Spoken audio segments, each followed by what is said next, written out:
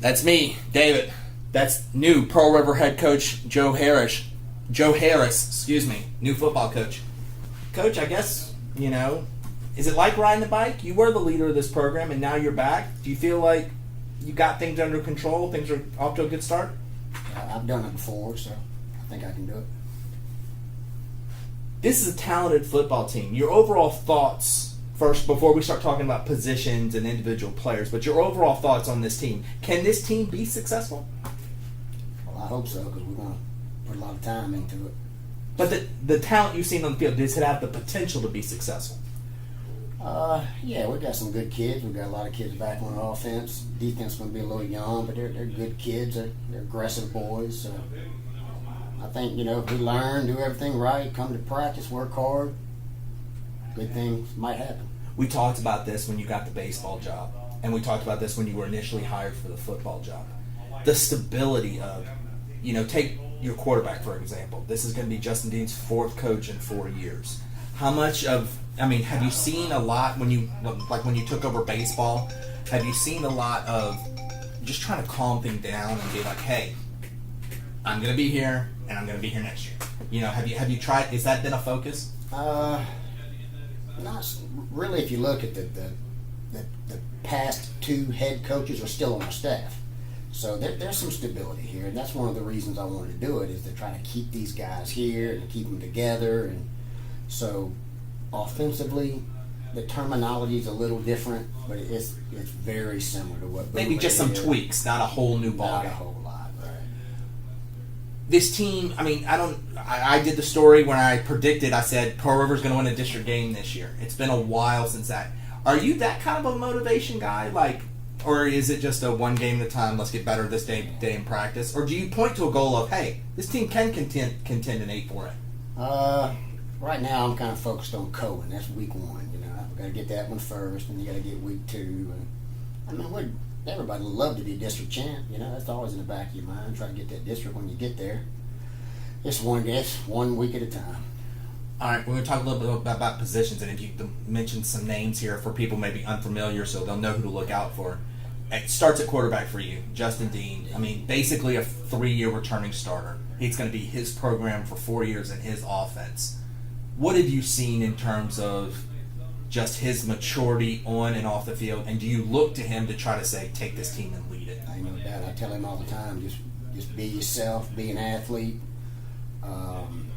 Dean's tough. He's smart. He never misses. Kids seem to buy into him. So we're pretty set at the quarterback spot. Talk to me about your backfield.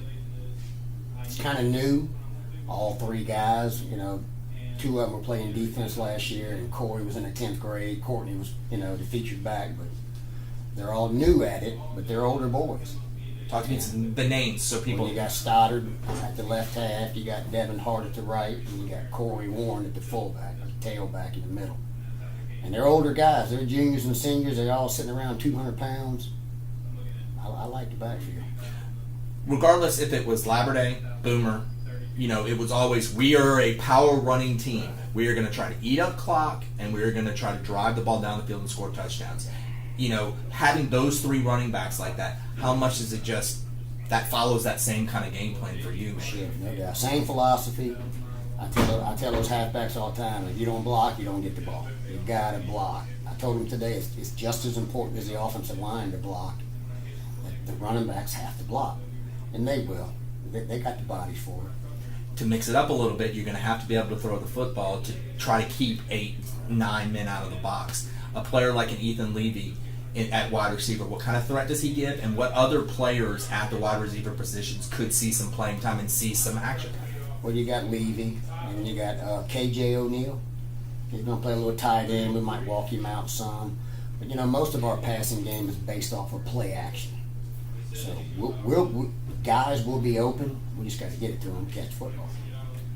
None of this is going to work. The running game, the passing game, keeping Justin Dean healthy if you don't have a good offensive line. Talk to me about the players in that rotation, and you don't have to say, okay, here's our left tackle or anything like that, but some of the players that you expect to, have to step up this year. Right. Well, our center, Nick Smedra, he started last year as a sophomore, so he's the guy in the middle. He's the anchor, I call him. So I feel good about that. He's got 1 year behind him. We got 2 new guards, but I like, they're the 5'9", 175, 180 guys that can move and pull and kick and trap. So Their names? you got Will Watts at left guard and Paul Egan starting right now at right. And I got a couple tackles. Jonathan Hill, moved him from right tackle. He started last year. Going to move him to the left side. And Wyatt Hanson is going to work at right tackle. I like him. To me, the key to a good offensive lineman is you got to buy into the position. You know how many kids come in, I'm a D lineman, I'm not an O lineman. You identify yourself as an offensive lineman and you show up and work hard, you can be successful. Before we switch over to the defense, if you had a list in your head of if we can do, X, Y, and Z, I like our chances to be successful offensively. What are the keys to success of a Pearl River offense this year? I guess it's just an old cliche, no penalties, no turnovers, and you got to execute. You can't have breakdowns in your execution. If we can execute, hang on to the ball, and not get flags, our chances are way better. All right, switching over to the defensive side of the ball. In your opening comments, you talked about how going to have some young faces and maybe some inexperience. Still talented, but just doesn't have the time on the field. Let's start up front in terms of the defensive line. Am I guessing, there can be some guys on the offensive line on the defensive line, or do you hope to not have to have that? Well, there was a couple guys. You got Robert Bosch and JP. I forgot JP's last name. That were offensive line. We moved them over to D tackles. They're aggressive kids. They 210, 215 aggressive kids. It's John Parker. Gotcha. And then we got a sophomore, a big kid. You've seen them in basketball, the 2 twins. Oh, yeah. Right. They're going to be sophomores, and Isaiah is going to start. Right now, he's starting at one of the defensive ends. And you got Paul Ushery coming back another end. Now, he's a 4-year player.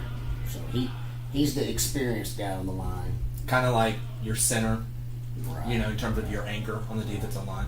All right, let's switch over to linebackers.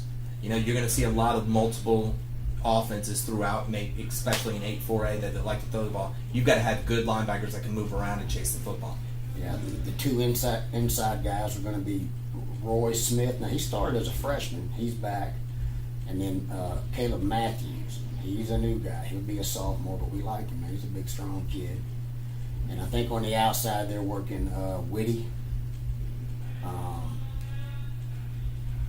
And on the other side, you got, it depends on what they're in. You got Dejan out there, Hunter Dejan. Right.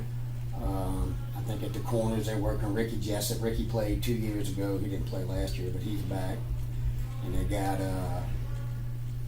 Braden Bond. You might know him from baseball. He's a young kid. We're kind of high on him. He's probably going to work with a quarterback for us too.